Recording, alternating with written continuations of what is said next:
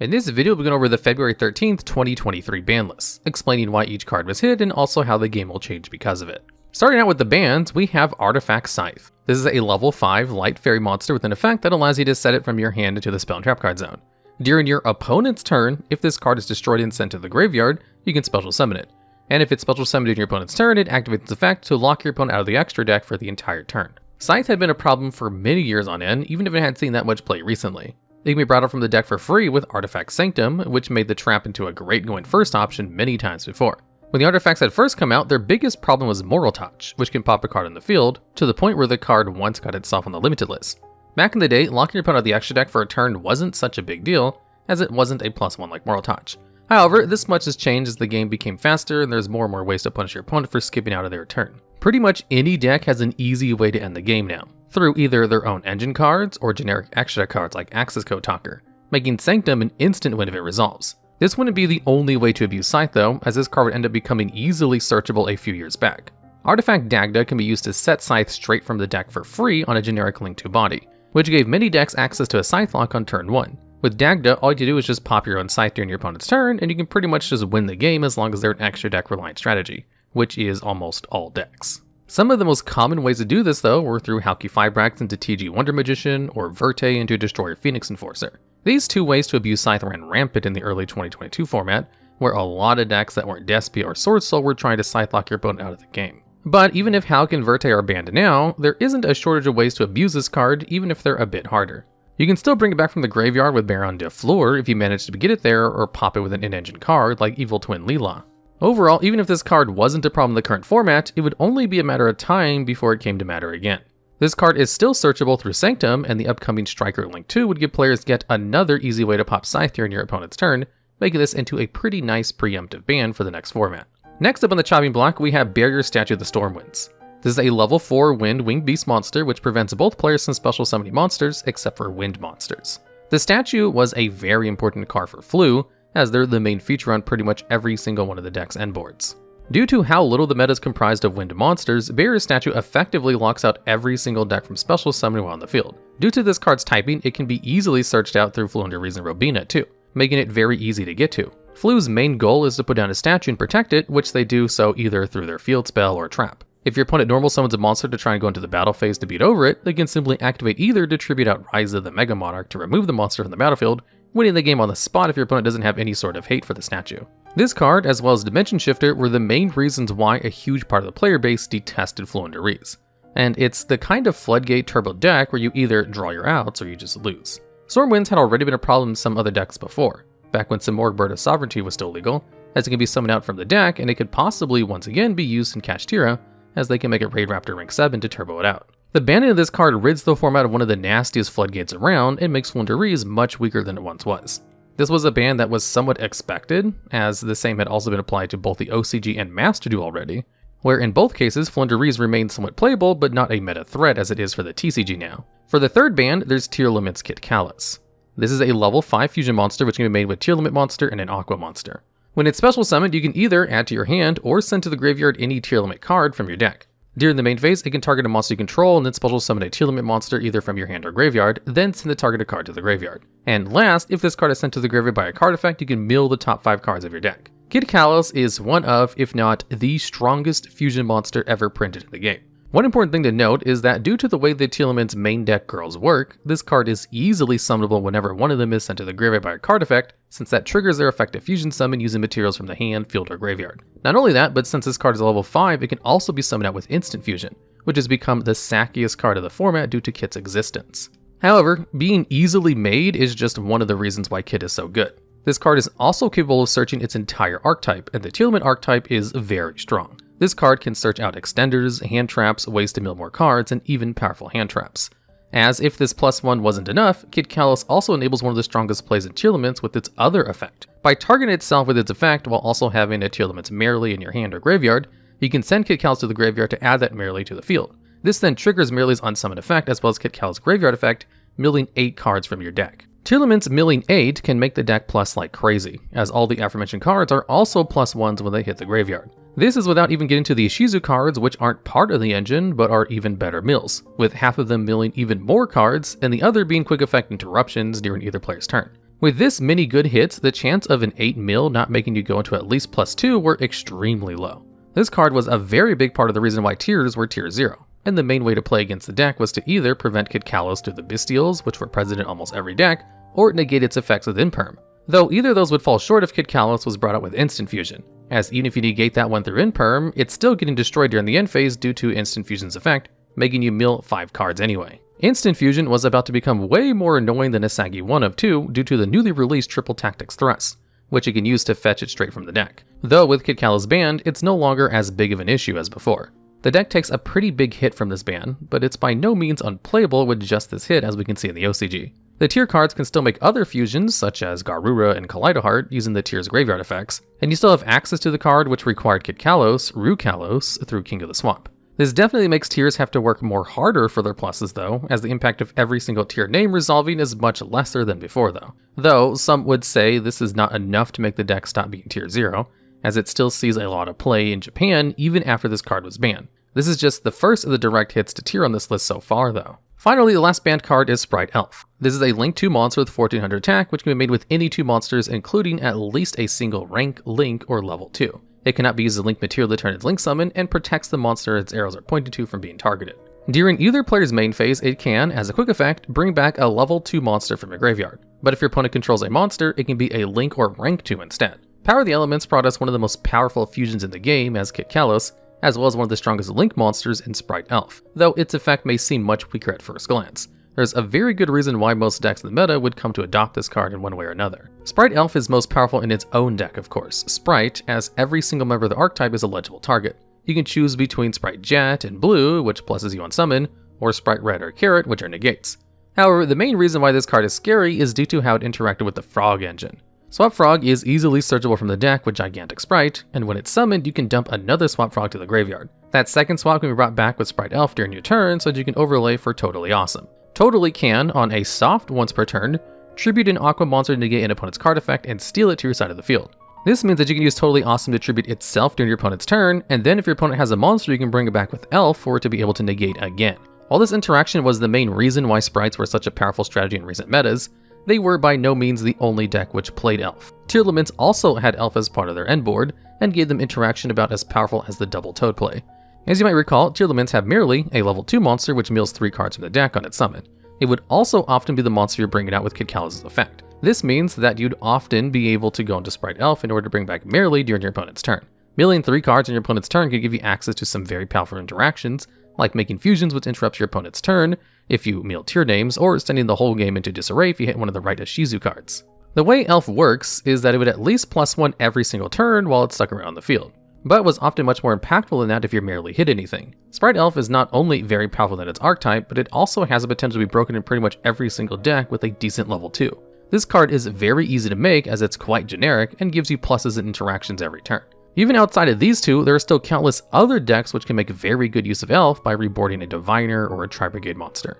Spright Elf ban checks the power level of Spright and tier very well, though it is a way bigger blow to Spright than it is to anything else. This is a huge loss to Spright, but the deck is still playable, and this hit will probably prevent it from being dominant in the power vacuum that will happen due to the Tearlament hits. And now, for the limits, we start out with every single Ishizu monster to 1. This means Yugioh, Kelbeck, Keldo, and Mudora. Yugioh, the Ancient Sentinel, is a level 4 Earth Fairy, which can, when a card is sent from your opponent's hand or deck to the graveyard, special summon itself and then special summon a level 4 Earth Fairy from your graveyard, except itself. If it's sent from the hand or deck to the graveyard, it can mill 5 cards from the top of both players' decks.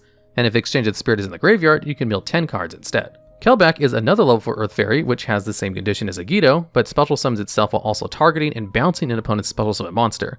And it also packs the exact same mill effect when it's sent to the graveyard. These two, often called the Millers, are what gave Ishizu tier all the explosiveness that the deck had. Milling either Yugioh or Kelbeck could easily be done with pretty much any of the tier cards, and it sets up 5-card mill just like Kitkallos' graveyard effect did, except needing no prior setup. The Millers gave tier a very real chance of just randomly going +2 on any blind mill. While it can be dangerous to activate these in mirror matches, they're extremely free against most other decks.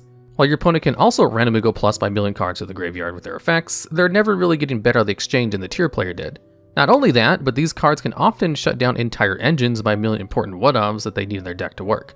For example, adventure decks need their Fateful Adventure for their engine to work well, but they don't have a way to get it back from the graveyard. These cards would be good enough if they did just that, but their hand effects are actually extremely powerful as well. Kellback is a very unique hand trap which can bounce your opponent's card while giving you a body on the field, letting you respond well to cards which discard for cost or foolish as an effect like Long Yawn from Branded Fusion, as you can bounce one of their monsters on resolution. It's also quite resilient to negates, as if it's negated and destroyed while in the hand, that will trigger its graveyard effect to mill 5 cards. While yugioh is not good to use during your opponent's turn, it can special summon itself just the same after you've milled your opponent's deck through any of the miller effects, and it gives you 2 level 4 bodies on the field. These can be leveraged into many great rank 4 plays such as Abyss Dweller. While these two were certainly a very big part of the reason why Tear is as good as it is, their impact on the format is probably still less than the other 2 Ishizus, the so-called Shufflers.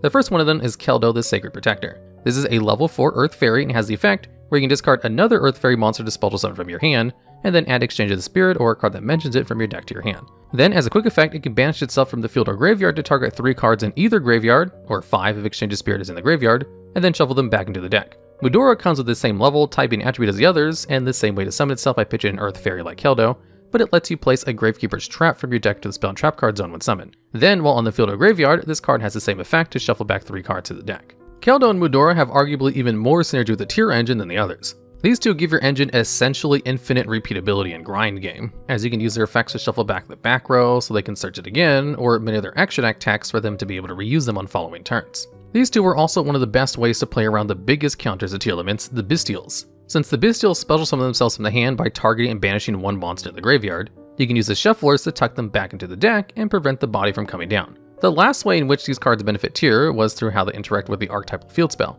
Primitive Planet Perlarino has the effect to target and pop a card in the field when a Tearlament monster is shuffled back into the deck. While the intended way to use the effect was to be able to trigger it after fusioning some with your Tear monsters, Keldo and Mudora let you trigger it at will at quick effect speed as well. All of this already made these two more than worth running in Tear, as there's countless lists of synergies that they have, but these are the only ways in which shuffling back your own cards can benefit you. They can also target cards from your opponent's graveyard as well, making them into powerful interruptions. You can use the Shufflers to stop all kinds of graveyard effects, even the Tears themselves, making them into one of the biggest deciding factors in the mirror match. However, while they're strong in the mirror where both players have potential access to their own Shufflers, what they also do is keep out every slightly graveyard-reliant deck out of the meta. Many decks get absolutely destroyed by these, meaning Tear Ishizu can still interrupt your opponent even if they have no cards to use on their hand or field. Cards which target others in the graveyard or need to be there to activate their effects all become pretty bad when their opponent is able to interrupt them for free during either player's turn. Overall, the Ishizus have been some of the craziest cards released in recent memory. While the LCG tried to curb Tear by hitting these lightly at first, the deck's continued success made it very clear that having these cards around more than one is definitely not okay. They're all still extremely powerful at a single copy. It might still end up being banned in the future, much like the Dragon Rulers were. But for now, their power is going to be held in check by how you're much more unlikely to see any of them in any given duel. And now for the other big wave of hits, we have most of the Tearlament monsters to 1, these being Shiren, Havness, and Merrily. Tearlament's Shiren is a level 4 Dark Aqua monster which has the effect to, during your main phase, special summon itself from your hand and then send a monster from your hand to the graveyard and mill 3 cards to the top of your deck. If it's sent to the graveyard by a card effect, you can fusion summon a monster using materials from your hand, field, or graveyard, including this card, by placing said materials on the bottom of your deck in any order. Shiren was one of the best extenders for Tear, as it's a free special which also mills cards. Even if you miss your own mills, it can still trigger either the Ishizu Millers or another Tear name by sending them from the hand to the graveyard. One of this card's most interesting applications is that since it's level 4, it can be used to make Time Thief Redoer, and since Redoer's effect detaches materials for effect and not cost, you can use Shiren's effect to fusion summon at quick effect speed. This could be useful for interrupting your opponent during your opponent's turn, going for more damage by doing it inside the battle phase, or even playing around Bystials, as Redoer will also banish itself and possibly leave you an empty field, which turns the Bystials off. Shiren to 1 makes you way more unlikely to draw into this very powerful extender. And it also means that even if you do draw into it, you're never going to be able to mill a Shiren to fuse off. Next up we have Tearlament's Havness. This is the archetype's level 3 and also a Dark Aqua. When your opponent activates a monster effect on the field, you can trigger Havness's effect to special summon itself as a quick effect, and then mill 3 cards from your deck to the graveyard. It also has the same fusion summon effect when sent to the graveyard by a card effect as Shiren. Havness is the most powerful archetype hand trap we've seen in the history of the game. This card is almost impossible to play around, as it's not like your opponent can just not activate monster effects on the field for a whole turn. It allows you to both kickstart your engine and interrupt your opponent at the same time. Very few decks can deal with the Havness getting dropped on them during their turn if the mill is good enough, as if it mills other more Tear names, you can just chain fusions to go into Rukalos and drop down a very powerful negate when your opponent has barely began their plays. If that fails, you can mill Ishizu Cards, which will either give you more shots at milling names, or shut off your opponent's next graveyard play. Haveness is not only one of the reasons why Tear is good at going second, it's also one of the ways the decks plays around board breakers and blowouts. Even if they have nothing on their field, you can still get hit with a Haveness that can just rebuild the whole board again if you don't have any interruptions around. Haveness to 1 means you're probably not going to get hit by Haveness during your first turn. And even if you do, the rest of the hits of the deck make it way more likely to end up doing nothing but be a body on the field now. And last, we have Tearlaments Merely, their level 2, which is also a Dark Aqua. This comes with a simple effect where it just mills 3 cards with normal or special summoned and has the effect of fusion summon when sent to the graveyard. This card had become one of the archetype's strongest starters with the Ishizu cards around. As you end up with such a critical mass of good mills, you're very likely to hit at least one of the good things off of a normal Merely. Even outside of that, this card was great due to its interactions with Kitkallos and Spright Elf that we've gone over before. But there's one last extra deck monster which made Merely into possibly the strongest Tear main deck card. Spright Sprint is a generic Link 2, which just needs a level, rank, or Link 2 monster as in one of its materials, and foolishes a level 2 when it's summoned. This means that even if your mills don't hit Merely, this one is going to be almost always accessible through Sprint, since being sent to the graveyard will trigger its effective fusion summon. Merely to 1 means not only do you have a single copy of the deck's previously best normal summon, but the play off of linking a Merely into the field into a Sprint is cut off entirely. All of these hits put a really big damper on both Tear as an engine and as a deck. With all their fusion summoning monsters at 1, combined with the lack of a payoff for said fusions in Kitkallos, means the deck is almost unplayable as a standalone strategy now. Things like King of the Swamp and Branded Fusion can still be used to get some mileage out of the Tear cards, and while you're now extremely unlikely to hit them off of blind mills, they're still all searchable through their field spell, which escaped unscathed. People can still play the cards as a small engine somewhere, but the likes of a Tear deck as we've seen before is something we won't be seeing at the TCG ever again, as Ishizu Tear managed to be hit even harder than it was in the OCG. For all the people worrying we'd end with several Tear formats in a row like they did in Japan, they can rest assured that all the hits it had will kill the deck almost completely, as they've just had 7 cards which were often played each at 3 get hit to 1. And now, for the last limit, we have Ancient Fairy Dragon. This is a level 7 Light Dragon Synchro monster with 2100 attack and 3000 defense. It has the effect to special summon a level 4 lower monster from your hand, but you cannot connect your battle phase the turn to use this effect. It can also pop as many field spells in the field as possible to make you gain 1000 life points, and then add a field spell from your deck to your hand with a different name than the destroyed cards. Both effects are on a hard once per turn. Ancient Fairy Dragon was originally banned because its effects used to not only be soft once per turns, but the second one didn't have a restriction on what field spells it could search. This made the card pretty broken as an extender when using decks with field spells which are also soft once per turns, such as Dragon's Ravine and Spiral Resort. This was all fixed with the card's newest errata, set to come a bit after the ban list comes into effect. There's no telling what kind of impact Ancient Fairy Dragon might have in the format, but right now it's not looking like it'll be much, as the errata makes it way harder to abuse. However, the unlimiting of a certain card might make it at least a little bit more splashable than before. And now for the unlimits, we start out with Destrudo Lost Dragon's Frisson from 1 to 3. This is a level 7 Dark Dragon, which can special summon itself from your hand or graveyard by paying half your life points, and then targeting a level 6 or lower monster you control. And this card's level is reduced by that monster's level, and it gets put on the bottom of your deck if it leaves the field. Destrudo enables you to go into level 7 synchros very easily, as it works from the hand or graveyard. Back in the day, this made Ancient Fairy Dragon so easy to summon it had to be banned in the first place, as this card became way too easy to access in ABC and Spiral for them to search their busted field spells.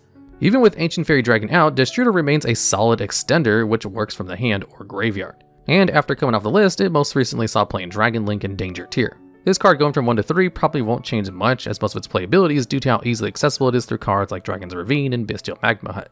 But it's still a very good extender which works from the hand in almost any deck can play and doesn't lock you into anything. Next up we have Jet Synchron and Mecha Phantom Beast O-Lion. These two are a pair of pretty decent tuner monsters with great graveyard effects, with Jet being able to special summon itself back for a discard and O-Lion giving you a level 3 token. These two were banned due to the interactions with Halki Fibrax and Auroradon, both banned cards, and so were put back to 1 on the recent list and now unlimited. They're still decent cards, but don't really do much of anything outside of their respective decks without these two broken Link monsters being around, so them come to 3 won't impact the meta at all. Then there's Servant of Endymion going from 1 to 3. This is a level 3 Wind Spellcaster Pendulum monster, and it has the Pendulum effect to get a counter every time a spell card is activated. And when it has 3 counters, you can remove them to special summon both this card for the Pendulum Zone and a monster from the deck with 1000 or more attack that you can place spell counters on, and then place a spell counter on both. Servant is one of the most powerful extenders in Pendulum decks, most specifically the Endymion variants. This card was mostly useful for its scale effect, as once you get 3 counters on it, not only does it give you 2 bodies, but also a great way to play around hand traps like Nibiru the Primal Being with Jackal King, which is a monster negate. These were some of the most powerful combo decks around during Master Rule 4, though their power level fell off significantly with the banning of Electromite. This specific kind of Pendulum deck hasn't seen much play in a while, even with the release of more Pendulum support like Beyond the Pendulum. The only kind of Pendulum deck which can see any sort of success lately is Draco Slayers, though because it's a bit newer and more powerful and consistent than the Endymion piles. Servant to 1 might bridge this gap a bit, but Draco Slayers are likely to remain the superior Pendulum strategy for now. Next up, we have True King Lithosagym the Disaster, also going from 1 to 3. This is a level 9 Earth Worm monster, whose most important effect is that it can pop 2 other monsters from your hand or field to special summon itself, including an Earth monster. And if both monsters with Earth, you can look at your opponent's extra deck and banish up to 3 different cards from there. This card, firstly, was banned due to how powerful it was in True King Dinosaurs, as you could pop Baby Ceratosaurus to get its graveyard effect off, a huge body of the field, and also rip apart your opponent's extra deck on top of that. Though that deck isn't likely to do anything anytime soon, as not only is it still hit pretty hard on the list with both Gigantic Diagram and Miscellaneousaurus at 1, but also power creep hasn't been very kind to the dino. People weren't playing this card much at 1, and it's unlikely being at 3 will change much of anything in the meta right now. Next up, we have Yata-Garasu, the iconic level 2 Wind Fiend Spirit monster with the effect to lock your opponent out of their draw phase if it inflicts battle damage. This card remained on the list for 2 whole decades, though it could have come off much sooner, and is now finally being let from 1 to 3. Of all the cards on this list, this one is one which is definitely not going to have an impact being unlimited, as it likely wouldn't even had any impact if it had been free 10 years ago either. And at last, we have SPYRAL Resort. This field spell prevents your opponent from targeting your other SPYRAL cards you control with card effects, and lets you once per turn add a SPYRAL card from your deck to your hand. This was one of the biggest enablers for SPYRAL, yet another tier 0 in the ever-increasing list of dominant strategies in the history of Yu-Gi-Oh! However, despite having only a soft once per turn, and being brought back alongside its old partner in crime, Ancient Fairy Dragon, this card won't make SPYRAL any more playable in the TCG. And this is because SPYRAL Master Plan remains banned, and that was the main reason the archetype was ever good as it was. Even if the deck remains somewhat playable in both OCG and Master Duel, it just can't perform as well as it should in the TCG while the card remains on the Forbidden list. Alright, and that's the February 13 list explained. This was a very targeted list which aimed to bring tier Ishizu out of the format, while also giving Spright just enough of a hit so that it won't become tier 0 itself, along with a bunch of unlimits to clear banlist clutter. The impacts this have on the metagame will be immense, and there's no telling which decks will be top tier now, though many have their eyes turned towards Kashtira and Branded as some of the top deck contenders, since they're good decks that didn't get hit even the slightest.